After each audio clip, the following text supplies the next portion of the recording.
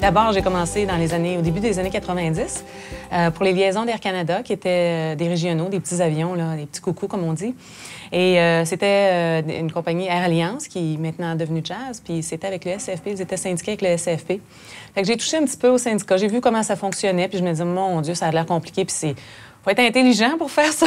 Je trouvais que ça avait l'air tellement complexe. Mais j'étais bien contente qu'il soit là parce que les conditions s'amélioraient.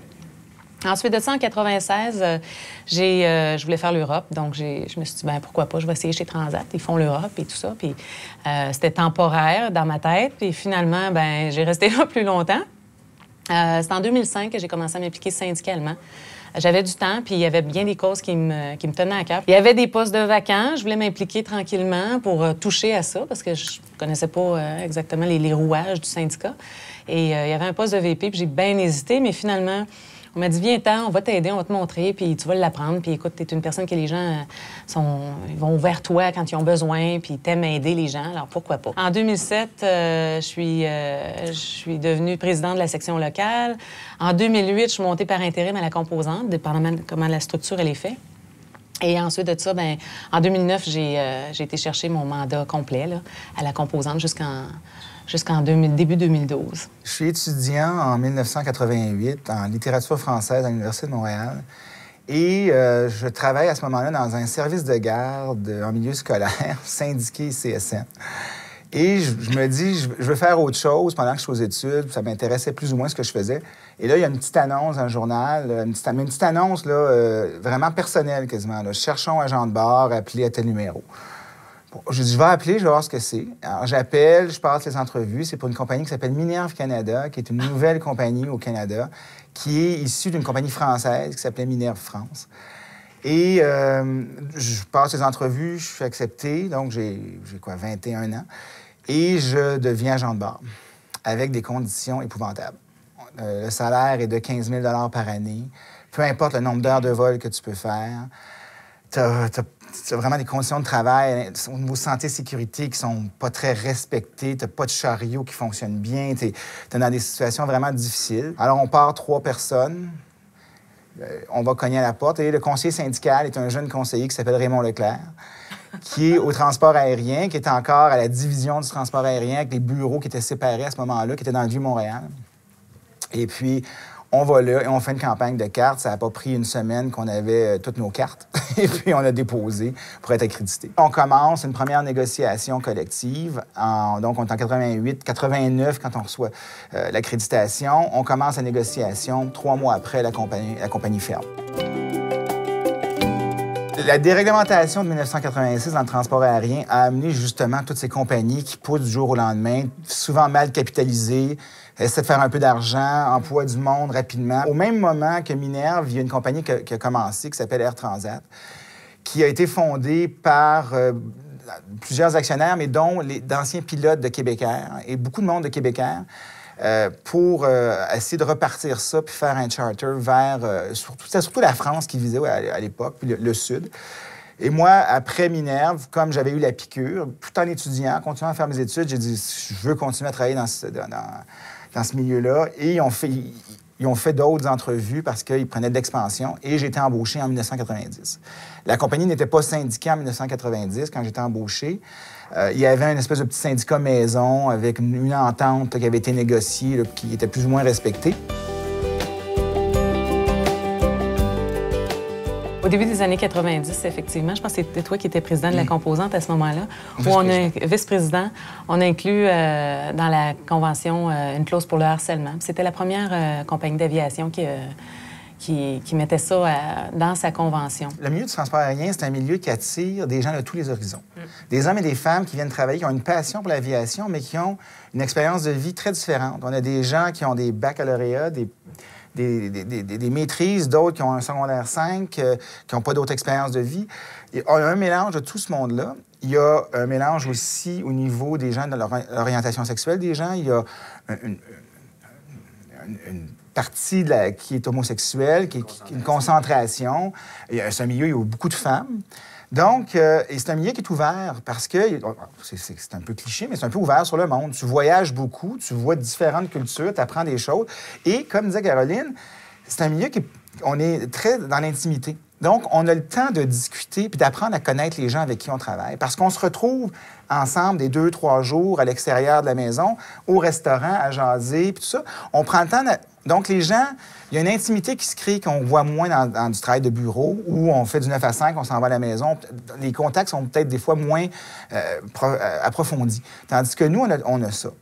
Maintenant, ce qui est arrivé chez Transat, entre autres, et il faut rendre à Air Transat ce qui lui appartient un petit peu, on n'a pas eu à se battre pour obtenir ces clauses-là.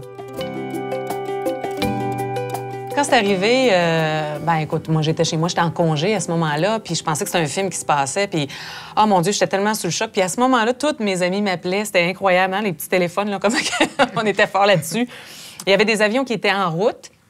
D'autres avions qu'il fallait qu'ils retournent pour venir se grounder, là, pour venir atterrir. Puis, fait que c'était le chaos total. Puis, on essayait de comprendre, mais les gens qui sont décollés, ils savent pas ce qui s'est passé.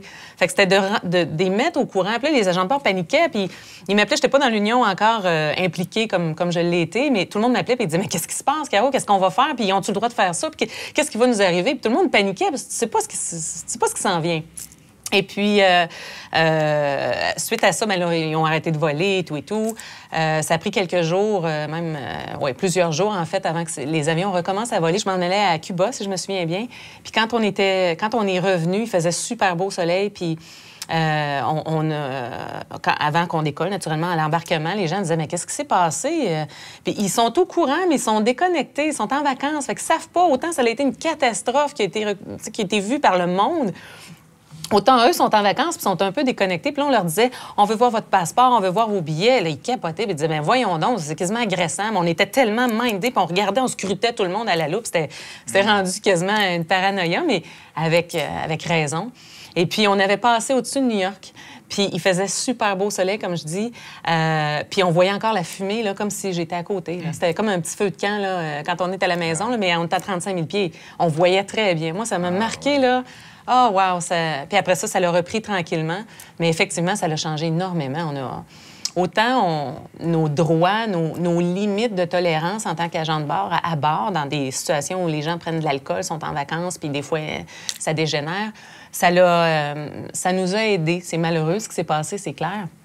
Mais ça nous a aidés énormément. On est beaucoup plus respectés, puis on ne tolère plus les abus. On ne tolère plus les gens qui prennent de l'alcool. Moi, je me suis vue à quelques reprises dire aux passagers, je vous embarque pas sur ces conditions-là. Puis ça les choque, parce qu'ils sont déjà trop intoxiqués. Fait qu'il faut que tu gères cette situation-là. Puis des fois, c'est agressant, mais non, je ne mettrai pas la vie en péril de tous mes passagers sans savoir ce qui va se passer.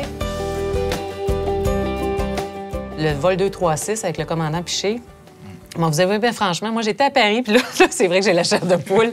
J'étais à Paris, et puis je m'en vais prendre mon petit café avant de partir, prendre mon vol, puis au petit resto, le gars, il m'arrive, puis il me dit, le serveur, puis il me dit « Wow, mais putain, qu'est-ce qu'il est hot, ce pilote! » J'étais là, mais c'était quoi qu'il me parle un matin? « Oui, regarde dans les journaux, là! » Puis il me montre les journaux, puis je comprenais pas, là. Là, je me disais « Bon, ça y est, c'est la fin du monde, il vient de se passer quelque chose, c'est sûr. » Puis là, je regarde ça un petit peu. Là, j'appelle mes parents, naturellement. Quand il arrive quelque chose, les parents viennent bien inquiets. Tout va bien, je vais avoir plus de nouvelles, et puis. Puis finalement, suite à ça, la compagnie aurait pu... il y avait de la mauvaise presse, naturellement. On essayait de comprendre ce qui s'est passé, même si ça s'est bien passé malgré tout. Naturellement, on essayait de trouver c'était à qui la faute, puis pourquoi, et c'est ça. Puis effectivement, la compagnie aurait pu être dans un état... il aurait pu être obligé de fermer parce qu'il y avait des poursuites, les gens avaient eu peur. Le président de la composante à ce moment-là était Charles Zerzer, qui m'appelle pour me dire qu'il y avait eu une situation. Et là, le cœur t'arrête parce que tu penses à tes collègues, tu te dis qu'est-ce qui s'est passé? Et là, tu apprends que tout le monde est sain et sauf. Là, tu fais ouf. Là, il faut que tu gères ça parce que, oui, ils sont sains et saufs, mais il y en a beaucoup en état de choc. Il faut que tu les ramènes. Donc, il faut que tu travailles avec la compagnie. Il faut que tu t'assurer que tu es présent, que tu ramènes les membres, que tu leur offres le soutien dont ils ont besoin. Il y en a qui ont eu beaucoup de difficultés à retourner travailler après. Et qui ont eu peur de reprendre l'avion parce que c'est une situation, et, honnêtement, tu ne veux pas vivre ça. C'est 20 minutes. C'est le pire. C'est le pire. 20 minutes sans moteur. Je ne sais pas si tu le sais, mais un avion sans moteur, c'est silencieux. Puis tu es 20 minutes comme ça, puis tu espères que le pilote il a une chance. Les agents de bord le savent, ça. C'est pas comment tu vas toucher ça. C'est ça. Même si on est entraîné, là, on est humain. On ne veut pas, on est humain. C'est ça. Puis c'est drôle parce que je parlais avec une des agents de bar qui était sur le vol, puis elle m'a dit, moi, j'étais convaincue que tout allait bien se passer. Elle dit, j'étais convaincue que ça allait pas s'arrêter là. Ah oui! Puis il y en a un autre, ça a pris bien du temps avant que cette personne-là revienne au travail parce que ça a donné des séquelles psychologiques et tout. Puis ça y est, c'est fini, ça y est, c'est fini, ça y est, c'est fini. Puis l'autre à côté qui disait, non, moi, je suis même pas inquiète, on va toucher ça, tout va bien se passer. De jamais cesser d'y croire, de jamais cesser de se battre, de toujours être aux aguets parce que les acquis qu'on a sont toujours en danger. Il y a toujours un mouvement de droite qui va tout faire pour nous l'enlever. Donc, restez là, puis il ne faut pas se décourager parce qu'on pense qu'on recule, mais au bout de la ligne, on avance. On peut faire un pas en arrière, mais on en fait deux en avant.